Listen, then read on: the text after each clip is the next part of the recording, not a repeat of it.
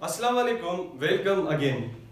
तो आज हम एक नया चैप्टर डिस्कस करने वाले हैं, एटॉमिक स्ट्रक्चर। एटॉमिक स्ट्रक्चर में हम क्या पढ़ते हैं, एटम की जो इंटरनल स्ट्रक्चर है हम उसको डिस्कस करते हैं। ये एक लेक्चर्स की एक सीरीज होगी जिसमें हम डिफरेंट मॉडल्स डिस्कस करेंगे इंशाल्लाह। तो इस चैप्टर में हम क्या पढ़ते हैं, कुछ डिफरेंट मॉडल्स हैं उनको डिस्कस करेंगे हम। सबसे पहले एक साइंटिस्ट आया था, जॉन डाल्टन। जॉन डाल्टन ने अपना जो मॉडल दिया था 1805 में। तो सबसे पहले जो एटम का कॉन्सेप्ट था वो जॉन डाल्टन साहब ने दिया था, और जॉन डाल्टन को इसलिए फादर ऑफ एटम भी कहते हैं। तो उसके बाद जॉन डाल्टन के बाद एक और साइंटिस्ट आया, जे थॉमसन, जिसने अपना जो मॉडल दिया था वो 1896 में दिया था। इसने क्या किया था, इसने क्या किया था, पॉजिटिव एंड नेगेटिव चार्जेस को डिस्कवर किया था। जो थॉमसन ने क्या किया था, पॉजिटिव एंड नेगेटिव चार्जेस को डिस्कवर किया था, जो डाल्टन ने नहीं कर पाया। तो हम इस तरह एक साइंटिस्ट के बाद दूसरा साइंटिस्ट इस तरह आता गया। तो हम क्या करते हैं, थॉमसन के बाद क्या है, रदरफोर्ड आ गया। जो थॉमसन ने नहीं कर पाया वो रदरफोर्ड ने किया। जैसे थॉमसन ने सिर्फ बताया कि पॉजिटिव और नेगेटिव चार्जेस एटम में होते हैं, तो इसने न्यूक्लियस के बारे में नहीं बताया। तो एक और साइंटिस्ट आया, रदरफोर्ड, 1806 में। इसने क्या किया, न्यूक्लियस डिस्कवर किया। तो इसका एक अलग एक्सपेरिमेंट है, एक अलग मॉडल है, हम उसको भी इंशाल्लाह डिस्कस करेंगे। तो रदरफोर्ड ने क्या किया था, न्यूक्लियस डिस्कवर किया था। रदरफोर्ड ने क्या किया था, न्यूक्लियस डिस्कवर किया था। इसलिए रदरफोर्ड को फादर ऑफ न्यूक्लियस भी कहते हैं। तो जैसे न्यूक्लियस डिस्कवर हो गई, तो उसके बाद एक और साइंटिस्ट आया, बोर। तो बोर ने क्या किया था, बोर ने एनर्जी लेवल्स, जो एनर्जी लेवल्स हम पढ़ते हैं, शेल्स, बोर ने एनर्जी लेवल्स डिस्कवर किए थे। जो बोर का मॉडल है वो किस चीज पे बेस है, एनर्जी लेवल्स पे।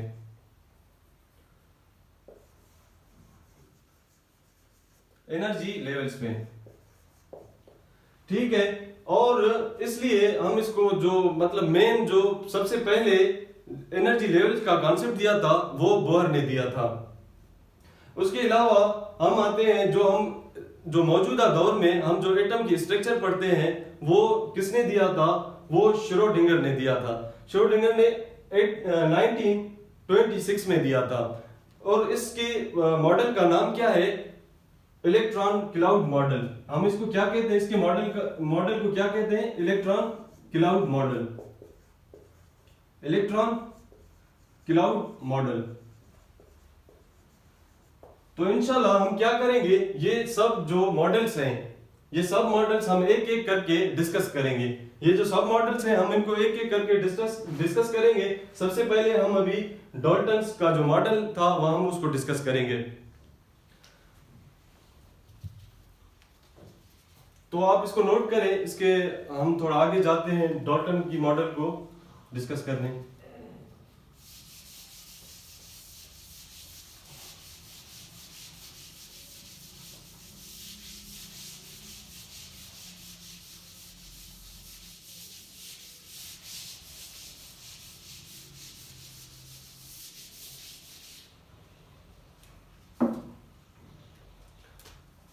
Dalton's atomic model.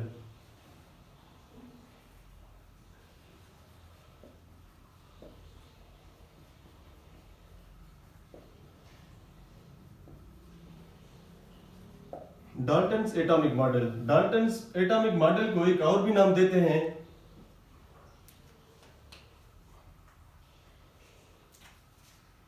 बिलर्ड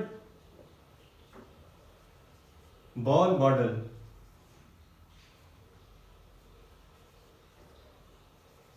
बिलर्ड ball model,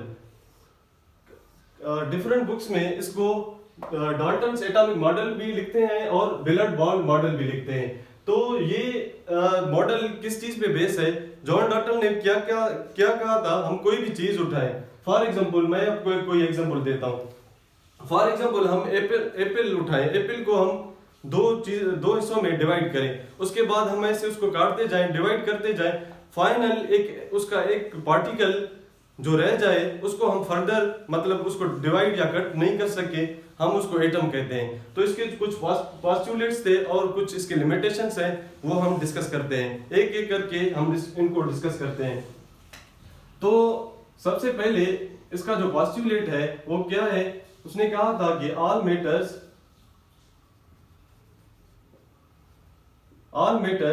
is composed of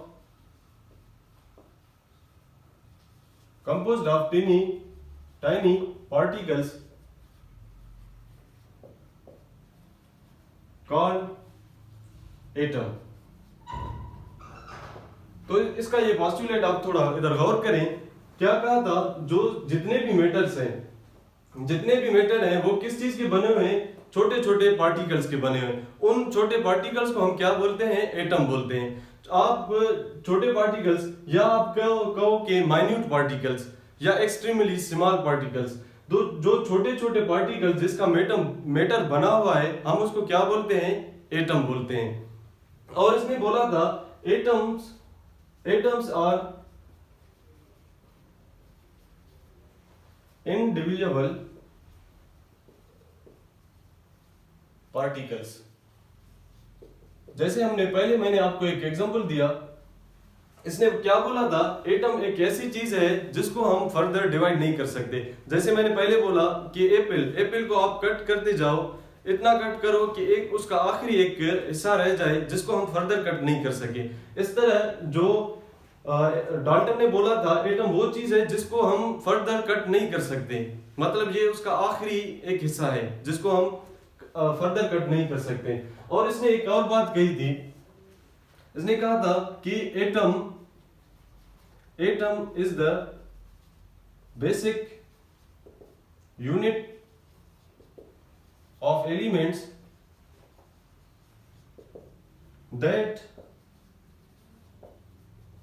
that takes part in chemical reaction।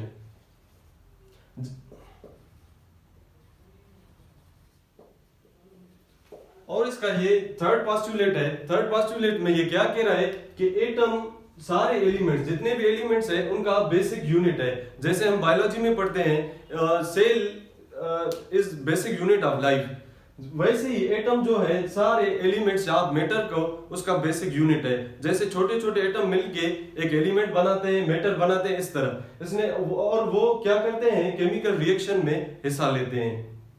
और इसने एक और भी बात कही थी कि atoms can neither be created nor be destroyed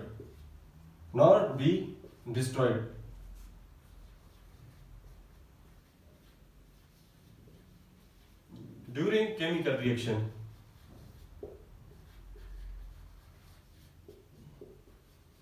और इसने ये इसका फोर्थ पोस्टुलेट है, इसने क्या बोला था कि एटम्स को ना ही हम क्रिएट कर सकते हैं ना ही हम डिस्ट्रॉय कर सकते हैं। और इसको हम पहले डिस्कस कर चुके हैं अपने लॉज ऑफ केमिकल कॉम्बिनेशन में, law of conservation of mass, जिसकी एक अलग वीडियो बनी हुई है, अगर आप उसको देखना चाहें तो देख सकते हैं।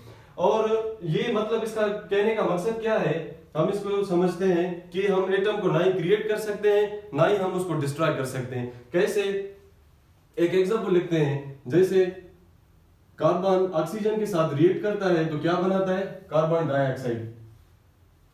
तो क्रिएटेड, ना ही हम उसको क्रिएट कर सकते हैं ना ही हम डिस्ट्रॉय कर सकते हैं। मतलब कैसे कि आप रिएक्टेंट देखें, रिएक्टेंट के साइड कार्बन एक है और कार्बन डाइऑक्साइड के भी पास कार्बन एक ही है। मतलब जितने कार्बन रिएक्टेंट साइड होंगे उतने ही कार्बन प्रोडक्ट साइड होंगे। मतलब कोई भी जो कार्बन है ना ही डिस्ट्रॉय होगा ना ही कोई क्रिएट होगा। इस तरह नहीं होगा कि एक कार्बन था वो बाद में 2 कार्बन बन गए, या एक कार्बन था बाद में वो हाफ हो गया, इस तरह नहीं होता। मतलब जितने भी एटम्स हैं वो केमिकल रिएक्शन से पहले और केमिकल रिएक्शन के बाद वो सेम ही रहते हैं, ना ही हम उनको क्रिएट कर सकते हैं ना ही हम उनको डिस्ट्रॉय कर सकते हैं। तो ये जो हम डिस्कस कर रहे हैं ये डाल्टन्स एटॉमिक मॉडल के पोस्टुलेट्स हैं। और इसने एक और बात कही थी कि same atoms of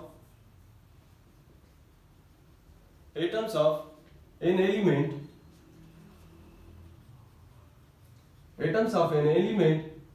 are identical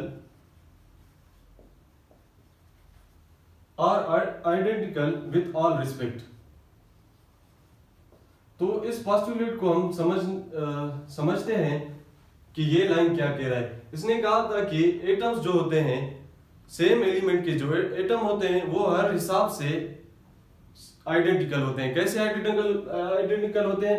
for example, मैंने एक कार्बन का एटम उठाया है और इस तरफ भी एक कार्बन का एटम उठाया है, तो आप इनको देखें कि इन दो कार्बन में कोई भी डिफरेंस नहीं होगा। मतलब कि ये कार्बन जिस तरह इसका मास है, इस तरह इसी का भी मास है, और जिसका इसका जितना साइज है और इसका भी इतना ही साइज होगा। मतलब हर चीज में साइज हो, शेप हो, कोई भी चीज हो, मतलब हर चीज में ये सेम होंगे। जॉन डाल्टन ने ये भी बताया था। और इसने एक और बात कही थी कि एटम्स ऑफ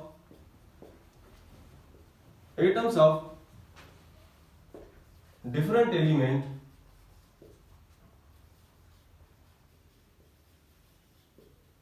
और डिफरेंट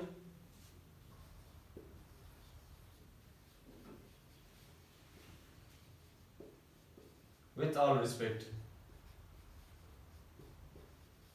तो ये लाइन को थोड़ा समझें। इसमें ये क्या कह रहा है कि डिफरेंट एलिमेंट्स के जो एटम होंगे वो डिफरेंट होंगे। जाहिर सी बात है, जैसे हमने पहले वो किया था, जैसे फॉर एग्जांपल मैं एक एग्जांपल उठा रहा हूं, दो कार्बन और एक साइड पे मैं ऑक्सीजन उठा रहा हूं। तो ये क्या कह रहा है कि हम दो एटम्स उठाए डिफरेंट एलिमेंट्स के।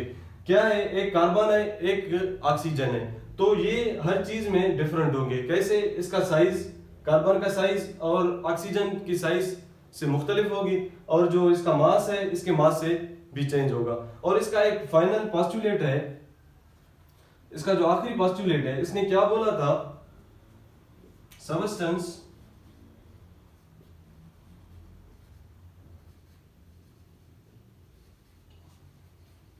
which are made up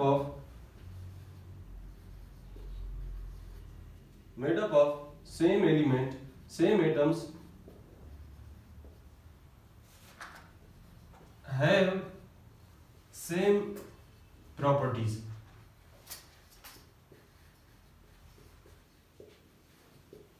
ये इसका आखिरी पोस्टुलेट है। वैसे बहुत है, अभी आप इसको थोड़ा इस पे गौर फरमाइएगा कि ये क्या कह रहा है। Substance which are made up of same atom have same properties. कैसे? मतलब कोई भी हम सबस्टेंस उठाएं जो एक ही एटम का, एलिमेंट का बना हो, तो उसका जो प्रॉपर्टीज उसके होंगे वो सेम होंगे। जैसे मैं फॉर एग्जांपल कहूं कि मैं एक कॉपर का रॉड उठा रहा हूं, ये किस चीज का रॉड है? कॉपर का रॉड है। और दूसरा भी एक कोई और रॉड है, कॉपर का उठा रहा हूं, तो इसके प्रॉपर्टीज और उसके प्रॉपर्टीज एक दूसरे के सेम होंगे, क्योंकि ये एक ही एटम के बने हुए हैं। फॉर एग्जांपल, और इसको मैं तोड़ता जाऊं, आखिर में मुझे क्या मिलेंगे? कॉपर के एटम मिलेंगे और कोई और एटम नहीं मिलेगा। फॉर एग्जांपल, आयरन का कोई रॉड है, फॉर एग्जांपल कोई आयरन का रॉड है, ये आयरन का कोई और रॉड उठाऊं तो उसके और इसकी प्रॉपर्टी सेम होंगे, क्योंकि ये एक ही एटम के बने हुए हैं।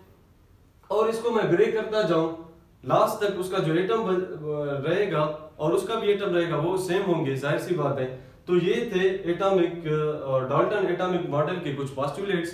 तो इसके बाद हम इसके लिमिटेशंस को इंशाल्लाह डिस्कस करेंगे, तो आप इसको नोट करें।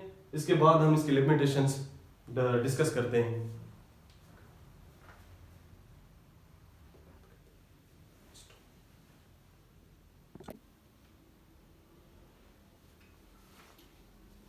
तो अभी इंशाल्लाह हम इसके क्या लिमिटेशंस डिस्कस करेंगे।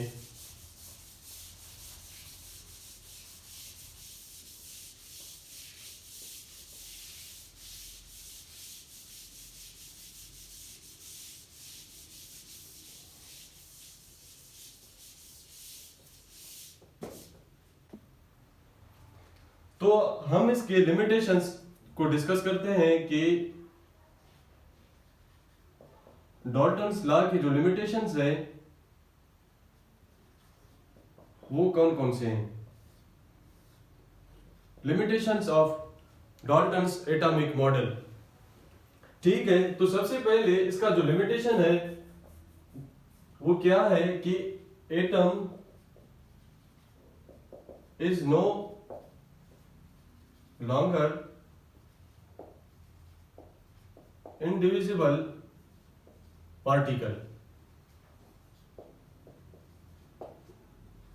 जैसे डाल्टन ने क्या बोला था कि एटम को हम फर्दर कट नहीं कर सकते, लेकिन अभी जो इलेक्ट्रॉन, प्रोटॉन और न्यूट्रॉन डिस्कवर हुए हैं, तो मतलब एटम के अंदर भी कुछ और चीज भी होते हैं, जैसे electron, proton, neutron.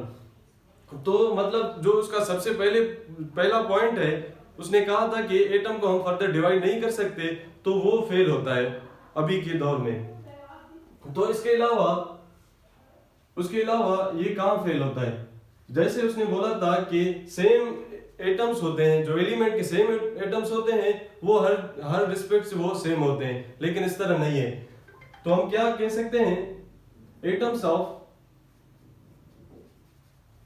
Of same element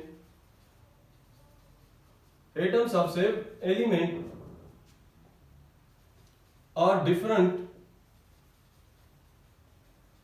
different in masses. कैसे? ये पॉइंट को थोड़ा समझें। कैसे?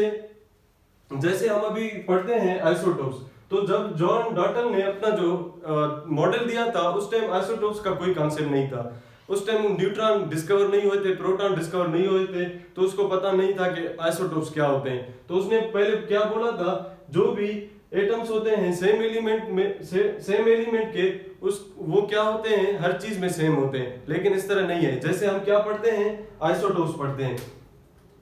जैसे हम क्या पढ़ते हैं? आइसोटोप्स।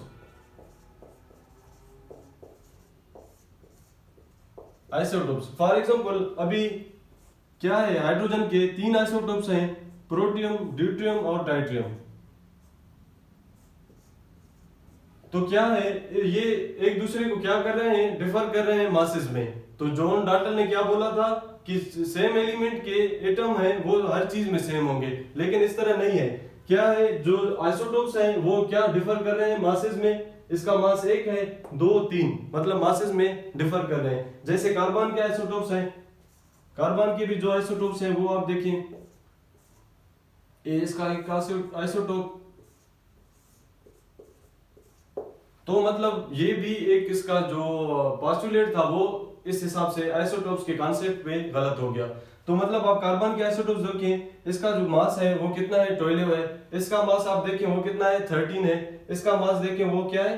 14 है। मतलब डिफर कर रहे हैं, सेम एलिमेंट के हैं, लेकिन इनके जो मासेस है वो डिफरेंट है। तो जो डाल्टन ने बोला था कि सेम एलिमेंट के एटम्स होंगे वो हर चीज में, साइज में, शेप में, हर चीज में सेम होंगे, लेकिन इस तरह नहीं है। और इसका एक और जहां ये लॉ फेल होता है, उसने एक और चीज कही थी कि डिफरेंट एलिमेंट्स होंगे वो उनके जो प्रॉपर्टीज होंगे वो डिफरेंट होंगे, मतलब उनका जो साइज है, उनका शेप है और उनका जो भी मासेस है वो चेंज होंगे, डिफरेंट होंगे, लेकिन इस तरह नहीं है। आप ये पॉइंट देखें थोड़ा,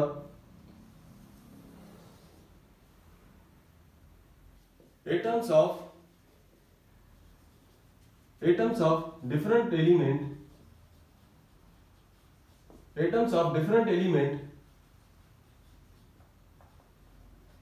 have same masses। तो इस लाइन को आप समझे, ये क्या कह रहा है कि डिफरेंट एलिमेंट्स होंगे लेकिन उनके जो मासेस होंगे वो सेम होंगे। कैसे? आइसोबार्स, आपने पढ़ा होगा आइसोबार्स किस चीज को बोलते हैं? आइसोबार्स मतलब जिसके मासेस सेम हो। क्या इसके एग्जांपल क्या है? फॉर एग्जांपल जो आयरन है, एटॉमिक मास कितना है? 58, एटॉमिक नंबर कितना है?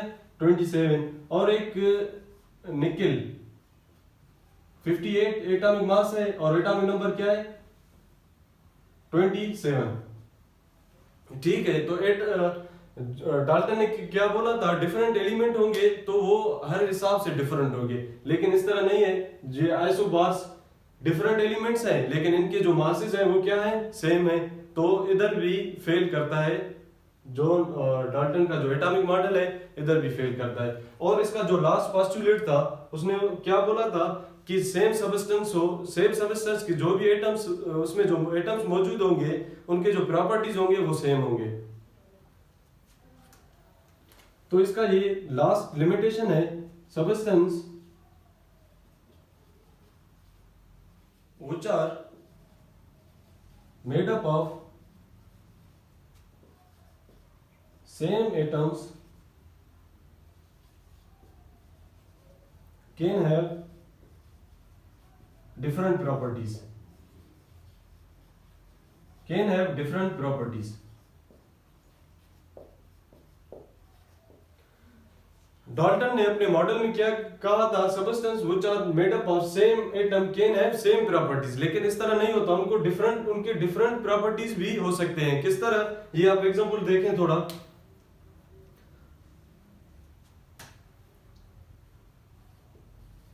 इसका एग्जांपल देखिए आप, इसका एग्जांपल क्या है, डायमंड और ग्रेफाइट। तो आपको पता होगा डायमंड और ग्रेफाइट किस चीज के बने हुए हैं, कार्बन के बने हुए हैं। डायमंड और ग्रेफाइट किस चीज के बने हुए हैं, कार्बन के बने हुए हैं, लेकिन इसके जो प्रॉपर्टीज हैं वो क्या है, डिफरेंट है। ये क्रिस्टलाइन है डायमंड, ये एमॉर्फस है, मतलब इसके जो प्रॉपर्टीज है वो क्या होते हैं, डिफरेंट होते हैं। तो डाल्टन ने क्या बोला था कि सेम एटम के होंगे लेकिन उनके जो प्रॉपर्टीज होंगे वो सेम होंगे, लेकिन इस तरह नहीं है। कुछ इस तरह के सब्सटेंसेस हैं जिनका जो प्रॉपर्टीज होता है वो क्या होते हैं, डिफरेंट होते हैं एक दूसरे के। तो ये था जॉन डाल्टन का एटॉमिक मॉडल, जिसको हमने उसके पोस्टुलेट्स डिस्कस किए और उसके जो लिमिटेशंस थे वो भी डिस्कस किए थे। तो इसके बाद हम अपना एक और मॉडल है उसको इंशाल्लाह डिस्कस करेंगे। खुदा हाफिज।